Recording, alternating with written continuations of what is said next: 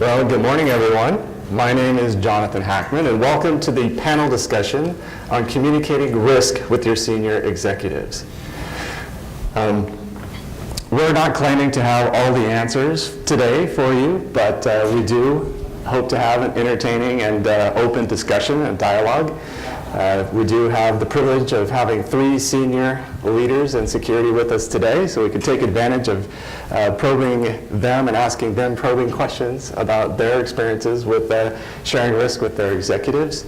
So you should walk away today knowing that you're not alone and that maybe you have a couple good ideas to take back with you. So good? I will be the moderator today, and if you are listening and you caught my name, it is Hackman, which is a great name for information security. But it gives me the opportunity to now say that I am born to do security. I am a senior security solutions architect with Verizon.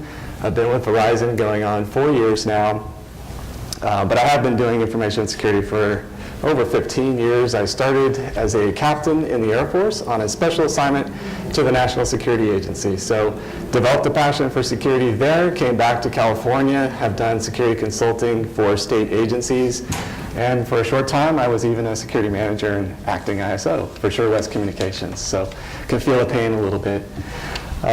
Today I'm going to introduce our panel, and then we're going to hit a couple of slides, just a couple, to generate discussion. We're going to talk about what are the challenges, of course, and then what could go wrong, and then a little bit about how we can use the Verizon 2014 Data Breach Report to communicate risk to our senior executives. So at this point, I would like to introduce the panel. I'm going to start top to bottom here. It looks like well, we're not in order, but hopefully you'll get the idea. First, I'd like to introduce Christian Turner. For the last 3 years, Christian has served as the Agency Information Security Officer for the Employment Development Department and also the Labor and Workforce Development Agency. But that's not all. Christian also has the role of Chief Privacy Officer for EDD. So he's very busy and he wears many hats. Prior to his role as ISO, Christian also held other positions in the organization in enterprise architecture and project management. Did I get everything right, Christian, or is there anything you want to add? That's pretty much it. Webmaster was one also. That was fun. All right. Yeah, so many hats, as I'm sure all of you have to wear from time to time, but it keeps my days very interesting. So we'll have a lot of questions for you. Sure. Next, I'd like to introduce Scott MacDonald. He is also an Agency Information Security Officer. He's served in that role for 4 years at the California Department of Corrections and Rehabilitation. He has, like Christian and EDD, he's been in that other roles at the California Department of Corrections. So he has also worked with network security, server administration, application and database development. He has also, as the ISO, currently as the ISO, he is responsible for a network of over 40,000 users. So again, another busy ISO. And the things that he's accomplished since being ISO is to implement data loss prevention systems, network security, e-discovery systems, vulnerability assessments, and network security monitoring. He holds certifications such as CISP, MCTIP, CCNA, and too many others to list here.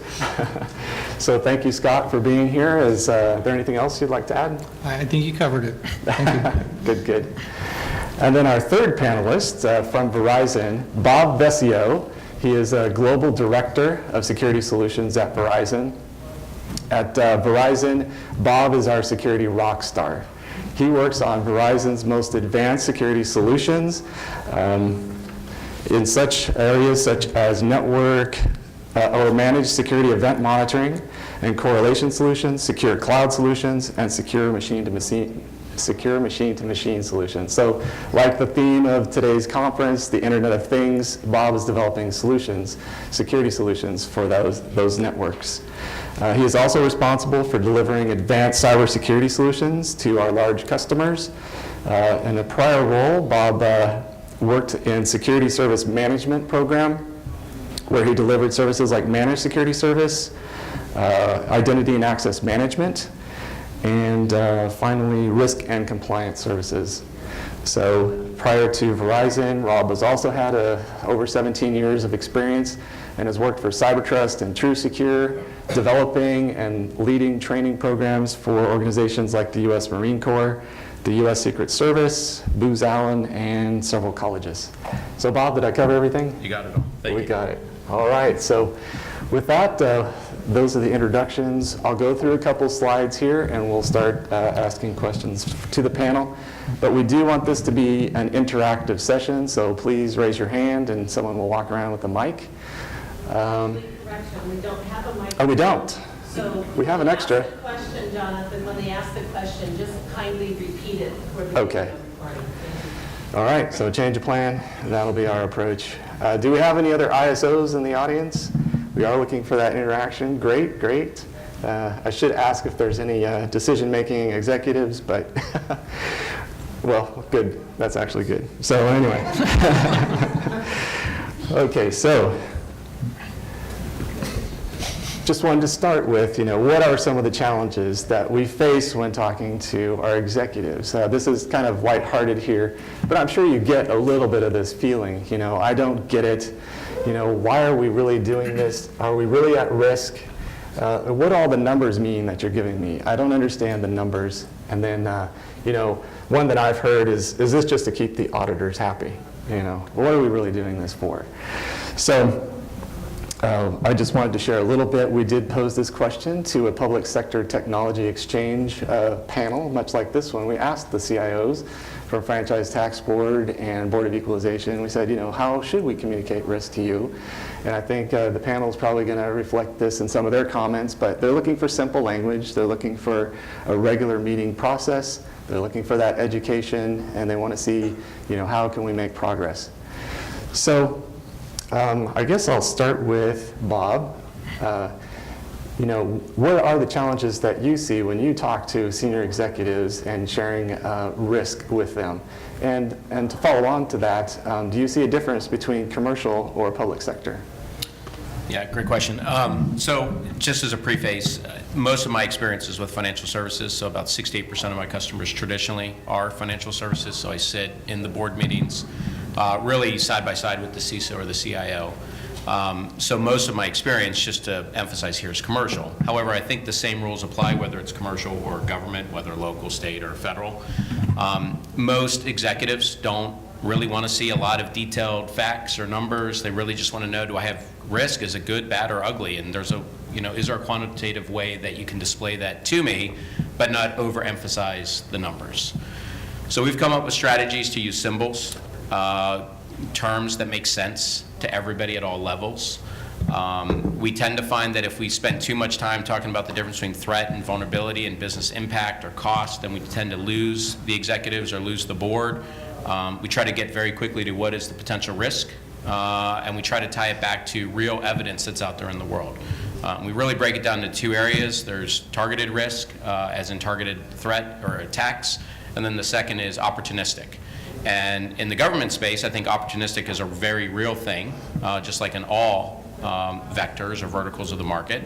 However, I also feel that targeted is a really big problem for governments, especially if you happen to be on somebody's hit list. Yeah. Whether it's a DDoS attack or web defacement. So I do think the government space is slightly unique compared to the overall commercial space, that targeted attacks are much more real in their particular vertical.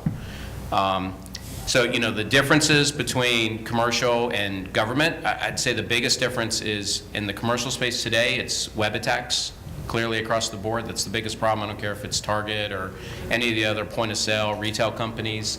Right now, as the government moves more into doing things that are web-based, I do think web-based attacks are also going to be equally important and risky to government businesses as well. but Christian, I'm not sure if you want to elaborate on that.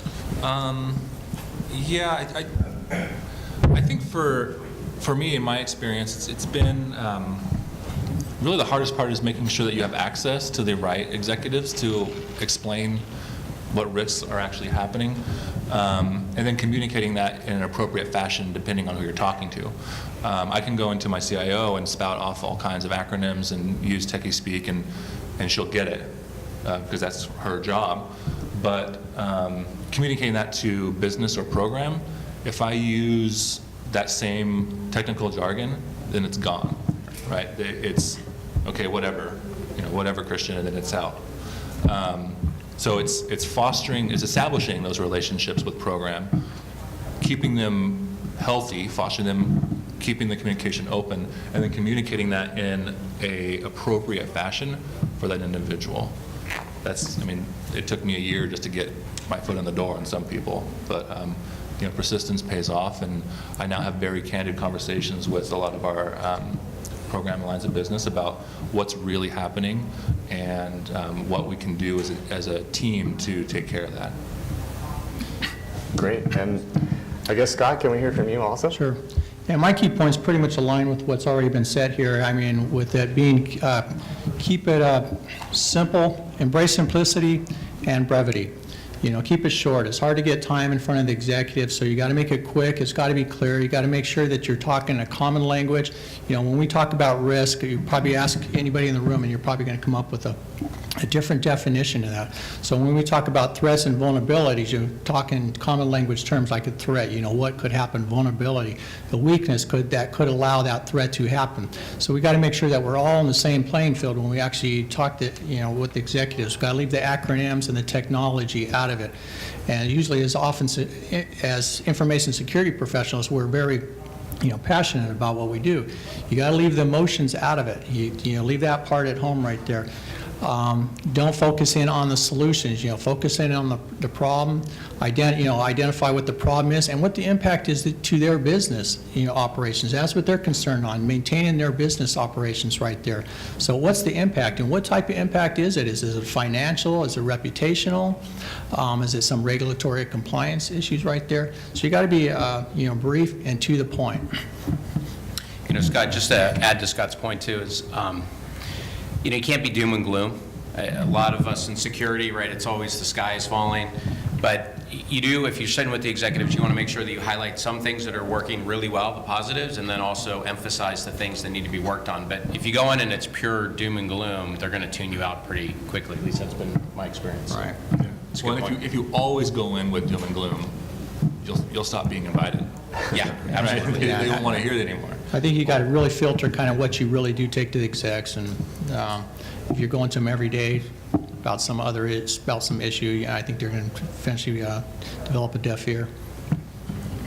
So I'll open it up to the audience. We'll have a couple other points to make, but does anybody have any questions at this point?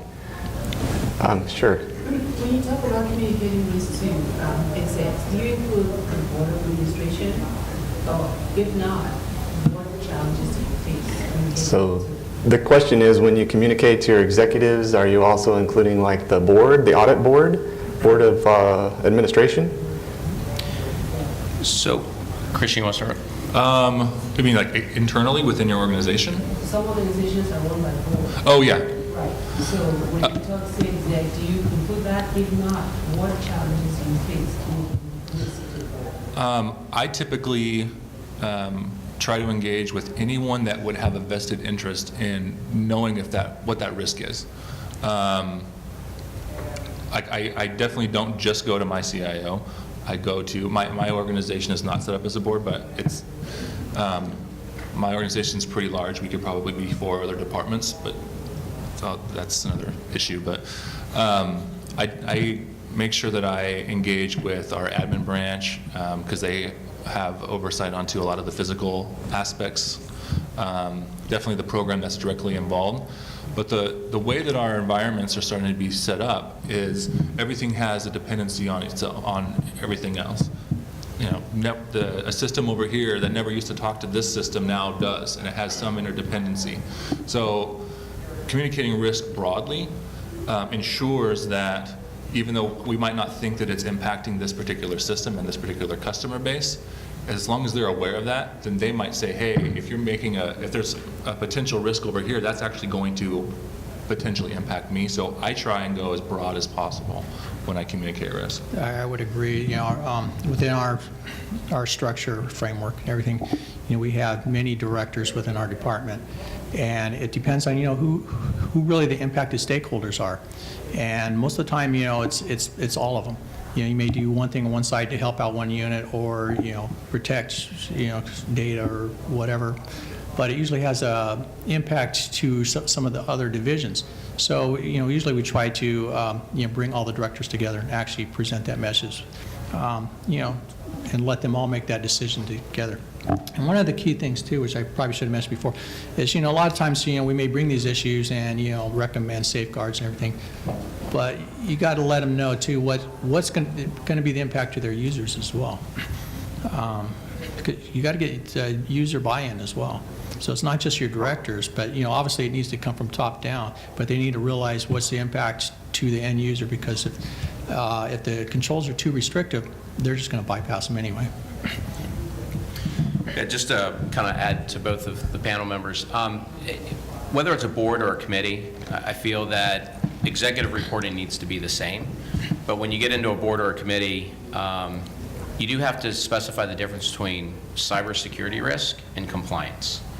So what I tend to find is that boards are very focused on compliance and compliance scores and doing things for compliance purposes, and compliance in itself doesn't necessarily reduce risk. So I try to make that distinction very quickly. And then the other thing is that I steal a playbook from Marissa Mayer, the CEO at Yahoo, where she uses the term PB&J, that stands for bad processes, bureaucracy, and jams. And a lot of times when there's a board or a committee, you get that mindset in that board or committee, right? There's a lot of bureaucracy there. People don't want to do things. They want to change, but then they're afraid to change. So I really try to emphasize, if there are jams or if there's bureaucracy or bad processes, exactly what those things are and why it's impacting them, and potentially keeping the risk score what it is and it's not changing, or how it's actually going to damage the risk score in the future. Okay, great. Okay, I guess we'll take one more question. So what do you think about the concept of, when you're approaching executives, one of the things we talk about is talking to the business line executives as well as the technical executives, right? And part of what I think is valuable to those business lines is, how will this enable value? Right. Or how will this hinder value in your program? Can you speak a little bit to that? You want to go first? Sure. Scotty, I'll go first. There's obviously, you can pull out an ROI calculator, right? So return on investment. Sometimes that's hard to do in security. So I tend to look at it in a slightly different way. I say, if you don't do this thing, so we know in your particular market or vertical, we know that, let's say, DDoS attacks are highly probable, right? Especially if you become a targeted, source that's out there, a targeted entity that's out there. So in that case, I would say, do you have DDoS mitigation? And if the answer is no, we don't have DDoS mitigation, we don't want to spend $100,000 a year in DDoS mitigation, then I reverse the question and say, well, then what would a single DDoS attack cost you? Think about brand damage, think about the impact to your organization, lack of productivity. Is that $100,000? Is it less? Is it more? And I try to get them to think about those questions in those ways, or the parts of the solution or remediations in those ways, to really get them to think about, maybe $100,000 isn't that big of a deal at the end of the day. Because if I get a DDoS attack and it shuts down production for a day, that's over $100,000, especially if you're talking, a bank or retail. In the government, I know it's a little bit different, but still there's an impact, right? So I always try to get to the ROI and really, what would the damage be if you didn't do this particular thing? Scott, do you want to? Yeah, and I think it's just kind of enabling what the benefit is just, when it comes back to the confidentiality, availability, integrity of the data, we're ensuring that we're, due to these unknown sources, cyber threats, that we're going to keep your systems up and running. We're going to, do what we can to keep the integrity of the system. It's coming from the Department of Corrections. Obviously, if we had somebody come in and hack into our system and change all the parole dates of the inmates, it may not fare very well. So I think it's just showing, basically what the benefit to your operations is. Just real quick, if it's a risk that has to do with the integrity of a system, like a major system, I will look at our business resumption plan, and I'll say, okay, you said that you cannot live without this particular service for a day, okay? And this is how much it costs per day. And if we don't do X, Y, or Z, you could potentially be down for a week, right? That kind of gives it a dollar amount that they can kind of wrap their heads around. I mean, security is a lot about buying insurance about something that may or may not happen. You try and weigh the risk of, how valuable the information is that you're protecting with how easy it is to get, right? So if it's high value data, like all my data is considered confidential. It's all PII. It's all kinds of stuff. So if it's confidential data, we try to make it as hard as possible to get it, and then we try to paint that picture of what it would actually cost them if there was a breach or if there was a natural disaster or whatever the risk that we're trying to convey is. And I think there's some value, right, also other than dollar value. Oh. Of course, there's a business value, there's a reputational value and all that Right. stuff. Well, So there's I just kind of wanted to point out, it wasn't just specifically looking at ROI so much as. no, it's Absolutely. And it's maintaining operations too. I mean, I've really, probably a couple months ago, really caught the attention of some of the cabinet members when we were talking about our disaster recovery program and kind of the need to get some of these systems in the redundant data centers. When it kind of pointed out, one of our major data centers is basically in the flight path of an airport. So basically, if a plane falls out of the air and hits that data center, are you guys prepared to have all your systems down for a month or two? And that kind of really raised some attention right there. Yeah, but public perception and public image is big, at least in my organization. Like I'll pass the director something in the hall and I'll be like, so are we out of the papers? Yes, we're not in the papers. Okay, good. And depending on who you're talking to, that might be the only thing they care about, at least at that point in time, right? We all good? Okay, cool. That's awesome. Stay out of the papers. I like that. Stay out of the papers, stay out of the legislature. And speaking of headlines, I wanted to move to my next point here in this discussion, and that is what is common about these three examples that I have here on the slide. We're talking about Target. We're all familiar with that, and then lately Home Depot, of course. We're talking about the Department of Revenue, South Carolina. This is the example that Carlos Ramos brought to the symposium last year. And then I picked one just from earlier this year, University of Maryland. I think the overall theme here is that this is not just an IT problem anymore. This is an organizational problem.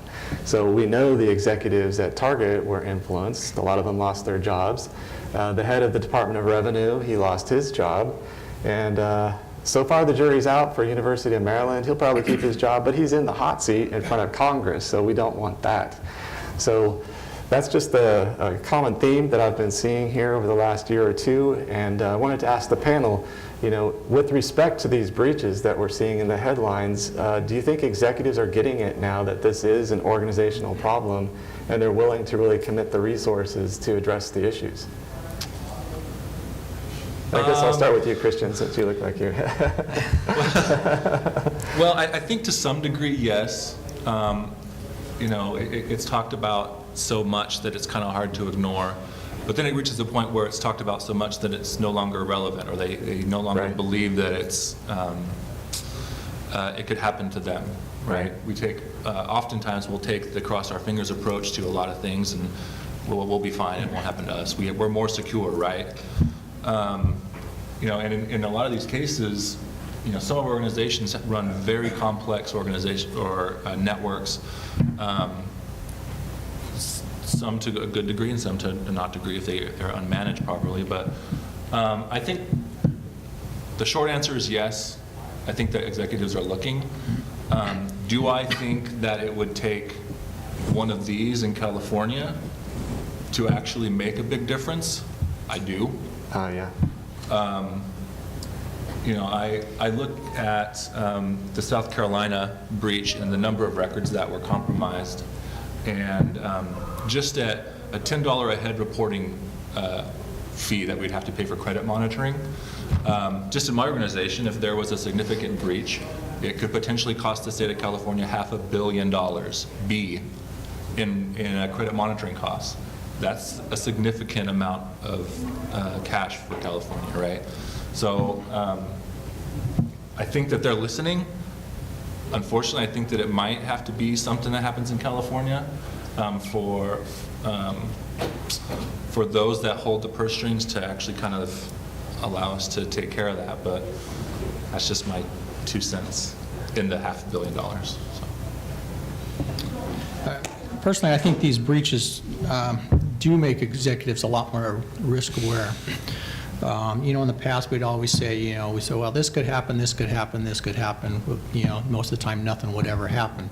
So, it becomes really hard to sell your solutions or, what really needs to be in place at that time. Now they're really seeing what this is occurring throughout industry, and it almost seems like it's occurring on, on a monthly basis. So I think they know the issue is real now, and I do have executives coming to me more often now saying, well, what are we doing to protect ourselves? So I know within my organization, this really has raised a lot of awareness. Yeah, just, I think Target's the most interesting for me example. Target, obviously it's a well-known name, right? So big reputation. But in addition to that, every senior leader in IT or security was fired from their job at Target. 7 of the board members were up to be fired this past summer. Sadly, none of them actually did get fired. They all got to keep their jobs. But somebody should have gotten removed off the board, at least one, if not all 7 people. If you look at the revenue number is actually slightly lower year over year than it was last year at this time. So the revenue's only taken a slight impact. Their margin, though, has been more than cut in half. And it's because of all the things that you had mentioned, right? They're paying for these additional credit services. They're, starting with the legal processes and lawsuits and all the other things that are complicated and annoying for the business. So as the common shareholder, which in the state of California, right, you could think of the citizens as the common shareholder, that's really bad, right? That's not good for the common shareholder for Target. The other thing that I think is fascinating about all 3 of these is that they're all missing the basics. These are basics that we talked about back in True Secure days over 12 years ago. So Lori Wynn, if she's in the room, her and I used to work together at True Secure. And, we talked about doing the basics, things like least privilege, default deny, like don't have FTP exposed to the outside world, good patch management, strong passwords, good authentication. It is amazing. Companies and governments spend so much money on products today. And I know there's product people out here, so I'm not trying to offend anybody, but they spend a lot of money on products today, but then they forget to do the basics. It is absolutely astonishing. And this will continue to be a problem if they don't get the basics put in place. And that's, by the way, something good you can take to the senior leaders, is if you just do these basic things, you reduce your risk greatly. Don't keep buying really expensive products that are out there in the market. Yeah, they're going to help in these isolated silos, but if you ignore the basics, doesn't matter how much money you spend on incident detection or on, a good firewall, they're still going to find a way in. Well, and security training for your personnel too. I mean, that's the one thing that we don't really have really a lot of control over is the human aspect. You can tighten up, you can put firewalls and do different segmentations and all that stuff all you want, but we've heard a lot over the last day and a half, or 2 days, whatever, that it's the person that clicks on the link, or it's the person that forgot their badge and just gets allowed access in. So there are things you can do. I mean, not allowing tailgating through a door, right? Like in my area, in my department, we just started doing a more robust physical security posture, right? And I challenge people to ask someone that's coming in behind you to see their badge. Even if you've known them for 20 years, just let me see it, because you might not know if they were terminated yesterday and they're coming back in disgruntled because they've been there for 20 years. You don't know.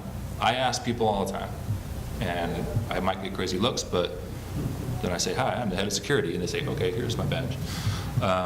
So training, just thinking about your actions goes a long way. Agreed. So has anybody from the audience got a question regarding this? Yes, over here, this gentleman. What I noticed, there are,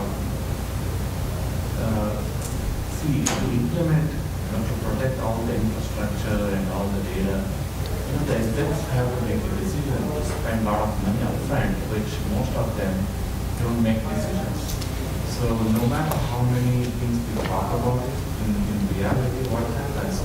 Most of the IT organizations don't have a proper, the funding. They have one skeleton crew of security staff. So what happens is, when you have an incident, the execs know. Can you say, because the execs didn't make a decision to fund the security team or the IT infrastructure, it goes back to them. So how do you really communicate with them? Because you don't want to get upset with the execs, but the reality is, most it boils down to lack of resources, lack of funding. So that could be, that's the kind of underlying problem in most of the organizations. So how do you tell that over and over to the execs, which always gets kind of sidelined? We'll tackle it later, but no exec comes back and says, okay, we are going to spend like say $10 million on this IT security infrastructure. Nobody comes forward.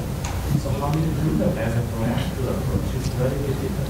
Everybody's having a challenge right now. So I don't know if I can get all of that, but for those of you that couldn't hear, I guess the main concern is, there's still a lack of budget in IT. So how do we, again, I guess that's back to the point, share the risk effectively with our executives with decision-making capabilities so that we do get those allocation of budget to actually fix some of these problems. I think even actually specifically for security within IT. I'm sorry, yes, for security within IT specifically. Thank you. So in most organizations, security is not a line item on budgets. It's part of IT overhead, right? I've been trying, really since I've been in this position, to get a policy of capital planning implemented where a portion, a percentage, even if it's 1% of IT funding, whether that be overhead or IT projects, that funding, because 1% of a $100 million project is decent, right? If you're going to spend $100 million on a project, you could probably spend a little bit of cash to protect it, right? For me, it's an uphill battle. I try every day. I will not lie, it is not easy. I get some minor successes. You take what you can get at some point.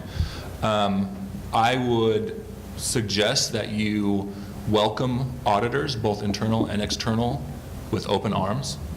Lots of times they will be your biggest voice. If you fail an audit miserably because security controls are not in place, as long as you've done your due diligence to say, to educate your executives on, we have these things that are lacking. We're trying, but these are deficiencies. If the IRS or Department of Labor or even the California State Auditors come in and they do an audit and they find these deficiencies, that's something that's official that they can latch onto and say, okay, well, if we need to clear these deficiencies, it's going to cost some money or some PYs or something that you can use to better strengthen your security posture overall. Basically, this is going to be a challenge for quite a while. We have to do what we can to effectively communicate to the risk to our executive management, and I think it's going to take some time. If it wasn't such a challenge, we wouldn't be talking about Target and Home Depot and these other organizations right now. As you read the papers about Home Depot, that some of these issues were brought to their management, and they're saying, well, we sell hammers, we don't do security. So they align their money with their core business and everything, and it's going to take lessons learned and time before we really able to, effectively make that change. And in essence, we have to do the best we can to, do the proper risk analysis and analyze cost expectancy of these systems. Obviously, look at what's the impact to the organization. Let's say the impact costs your organization, $1 million to resolve incident. Well, we're not going to spend $2 million on security controls to protect that. So you got to look at what's going to take to safeguard that information, what's the impact of the organization, and then it's up to that, and be able to intelligently provide that information to your executives so they can make an informed decision. I believe it's going to be a challenge for some time to come. Yeah, I think there's a couple problems that tie back to budgets. I think one is that a lot of companies, and retail's very guilty of this, because they do have frugal budgets on security, so that's a good point. And that is that they always want to spend money on the things that they've spent money on traditionally in the past. Like, well, we've always had MSS, so we need to continue with MSS because we've always had it. That's what our auditors say we need to have. But what they never really ask the question is, by having MSS, is that actually reducing your risk? If you get an alert at 3 o'clock in the morning on a Saturday, is anybody even reacting to that alert, right? So I think there's a concept of prioritization. I think there's a concept of playing laws of probability and trying to do the smart things with your money first, the things that are most effective in reducing risk. And then as you continue to get more budget, or as you free up cash from things that are automated or efficiently done in the future, then you can do things lower in that priority list. But I think that's kind of a mistake, is everybody just wants to spend the money on the same things they've always spent money on, and they haven't thought about maybe there's a better way I could be spending that money than I've spent it traditionally in the past. Now, in order to get there, I do think you have to start with a good risk model, and you have to start understanding where you have risks. So sort of like somebody who's an alcoholic, you have to be really honest with yourself and your board. The executives have to be really honest what really is a problem in the business, and then build that priority list and start to go from that point. I don't know if we had one more question over here, or we good? Okay. So great discussion so far. By the way, go back to that slide. Oh, go ahead. I mean, this is the problem. No, the graphic one, the Okay. 10-year decade. Like, this is a problem in the industry right here, right? I mean, the bad guys are winning and the good guys are losing, and it's part of what we all talked about, right? It's reduced budgets. They're spending the same amount of money on the same things traditionally in the past. They're not changing, right? The bad guys love to change, right? It's exciting. Change energizes them. By the way, that's Verizon's logo. But they really love to change. It's hard for corporations. It's really hard for governments to change. It's complicated. But if we don't change, again, start putting our money in those right places, this will forever be the picture that we're looking at. And it's not a good picture. Yes. Do you think that change will happen, or does it take legislation where the financial institution, the vendor, is responsible for the consumer impact as a result of the data breach? Meaning that, Yeah. I heard the other day that a bank has no threat intelligence, and they were able to find that 3,000 of their accounts were out there on the underground web for Bitcoin purchases. Right. Right? And so what happens to this data? What happens to our customers? What are your thoughts around that? Will that help, or? So I think legislation is going to be slow. I mean, it's just a fact, right? I think there are banks that have a conscience, right, and retail companies that have a conscience, and governments that have a conscience, right? And so they try to do things to, if they've had a problem, do things to correct the problem on their own without legislation. It does require there's good leaders, right, some smart people as part of those organizations. I think you're going to have some that won't do anything until somebody forces their hand. They'll pay the penalties, and who cares, right? Because people still keep coming, right? So why does it matter? At some point, I think the consumer needs to take control of that, right, and decide, well, if Target keeps having breaches, I'm not going to shop at Target anymore. Maybe Walmart's much more appealing to me. If, let's say Arizona keeps having problems, and, maybe living in New Mexico or Colorado or California is a better choice. I live in Arizona, by the way. So, I think at some point, if the consumers start making choices, then they force those sort of organizations to go out of business anyways.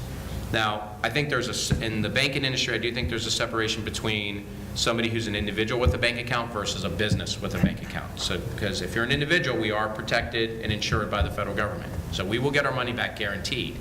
If you're a business, and these breaches that just recently got announced with some of the big banks, the businesses may never get their money back, ever. They can try to sue, but there's no guarantee they're going to get their money back. They're not backed by FDIC like we are as individual bankers. So, and that's a big part of the banking industry, and if they switch from, Bank of America to Wells Fargo, then they start to control the market. And what happens to those companies that don't move? Does that help? Yeah. I'm kind of Kayla. Okay. What about, because a lot of the Home Depot and Target, well, Home Depot was actually about identity theft. And if creating your identity and then getting cars and blah, blah. Now you've got another problem. Now your stuff is out there and you're not you and you're not doing anything. And then you add on top of that the HIPAA breaches that are starting to make you crazy because now you're dealing with like health information. Yep. And doing heaven knows what with that. So who is ultimately going to be responsible for these breaches that come from, well, for most of the health, it's not via, a credit or debit card, but who's ultimately going to be responsible? Yeah, so it's interesting. I think sadly, and I'm curious about the other panel's opinion, I think sadly it ends up being our responsibility as individuals. I don't think anybody's going to take accountability, fully for once the information's out there. Obviously, if it's a credit card, the credit card company can issue new credit cards, so that old number is irrelevant. If it's your credit rating that's been damaged as a result, you could try to go through a credit agency and get things like LifeLock and but you have to do that on your own, right? Some banks will get you that if there's been a breach or a damage, but in a lot of cases you have to force the hand, right? And you have to be that individual who forces the hand to get those things. But I think sadly today it kind of falls, and if it's your health data, by the way, you never get that back. Once it's out there, you could go through a service like ZeroFox, and they can spider the internet and find out where your name is and your health information. You could individually try to go to those websites and get it pulled down, but if it's in Russia or Pakistan or wherever in the world, there's not a thing you can do about it. I know that's not the answer you wanted, but... Yeah, we said we didn't have all the answers, so. Yeah, you don't always know where the data breach occurred, too, though. I mean, some of these Right. things are identified, but I've seen many people that been subject to identity theft, not knowing where their data was actually compromised. They're pretty much on the hook. I know an individual, just heard this week, an individual had to go through all agencies and everything, banks, and actually have her social security number changed, and just it's a lot of work. Yeah. Well, once it's compromised, you have no control over where it goes or what happens to it. I think that as state agencies, we have a level of responsibility as custodians of of our citizens' data to do the best that we can to try and protect it. I think that if there was a breach that happened at mine or Scott's organizations, that our organization would be held responsible for that. To what extent that would do to you, the citizen, I don't know. I mean, we might pay for some credit monitoring. We aren't under any legal statute that says that we have to, but it kind of goes back to that public perception of we're doing what we can to ensure that your data is secure. If we had a breach, we'll try and help as far as remediate that. But a lot of it comes down to, and just what you kind of open with, is being aware of where your data is from the beginning, and then just being mindful of where it could potentially go. Obviously, like credit cards and stuff, you have to have a credit card to basically survive these days. But be mindful of what you put on social media. Be mindful of, it's pretty easy to social engineer somebody these days with social media. You can get a name of somebody's, the street they lived on and their favorite candy bar or whatever, because it's out there, and in most cases it's publicly accessible. So, I try to stress just to be mindful of what you put out there, which could open yourself up for that identity theft. So I One wanted thing, too, to, we try to emphasize, the proper, through security awareness and everything, the proper handling of data, just by emphasizing to the user. Basically, one of the major things we're trying to do is, is not just protect the organization's data, but basically your personal data as well. Because we host all your data, we have your PII And, we're trying to protect you from identity theft. So a lot of times they just think about the organization, and, well, geez, this is a hassle that I can't bring my USB drive in from home and plug it in and everything. But it's getting the point across that, it's you personally that we're trying to protect as well. So I wanted to ask the panel one final question before we run out of time today. I've got a couple of graphics up here from the Data Breach Report. So my question to the panel, and I'll just show you a couple of examples. We've got this slide, which Bob already talked to, our innovation gap. The attackers are getting faster. One that Michelle Robinson already talked to in her keynote was, the frequency of compromises are still really quick, and it's taking us a while to respond. And then the Data Breach Report, there are some tools in there. There's actionable intelligence this year. So we've identified 9 incident classification patterns. We've categorized those against industries. I've highlighted here in the red is public sector. So you can quickly look here and share with your executives what Verizon is seeing from the Data Breach Report. The Data Breach Report is becoming the most widely read, the most widely respected, and the most widely referenced security report out there in the industry. So it says something that we have that security reputation, that it's grown. We've gotten increased partners now. We're up to 50. So this is really a body of information that you can reference. And these are the numbers that you can show them. For my industry, this is where we're seeing the attacks are happening and how much we're being attacked. Finally, the last slide here, which is also in the Data Breach Report. We have some copies in the back of the room if you like. We've mapped the recommendations, specifically like in public sector here.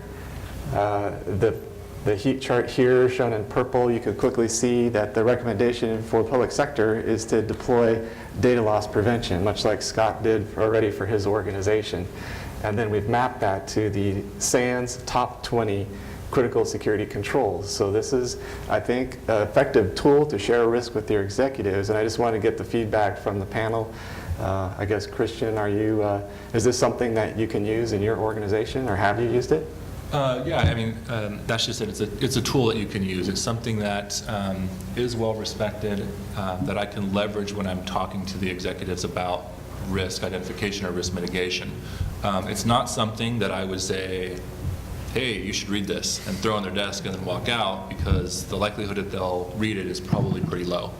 But if I go in with a specific type of risk or some event, and I can highlight that from a third party, typically that seems to get me some traction. So I think that it's a great tool. I've used it before. I'll continue to use it.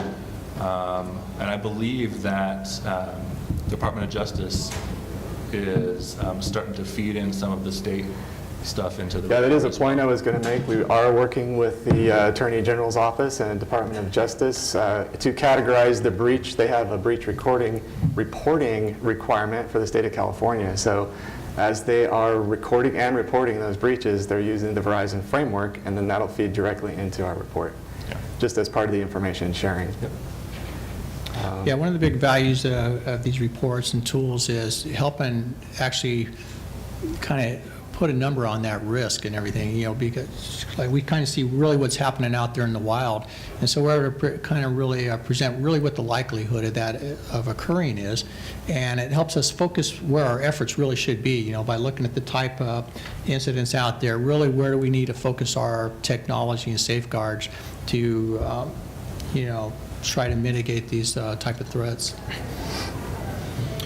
Obviously, I have a bias. I work for Verizon, so we use this for all of our executive reporting. It does work well, and the one thing I like about Veris, which is sort of the backbone to all of this, it's our framework, is it does allow us to categorize all sorts of data. So whether it's GRC data, event monitoring data, everything can be categorized in the Veris framework.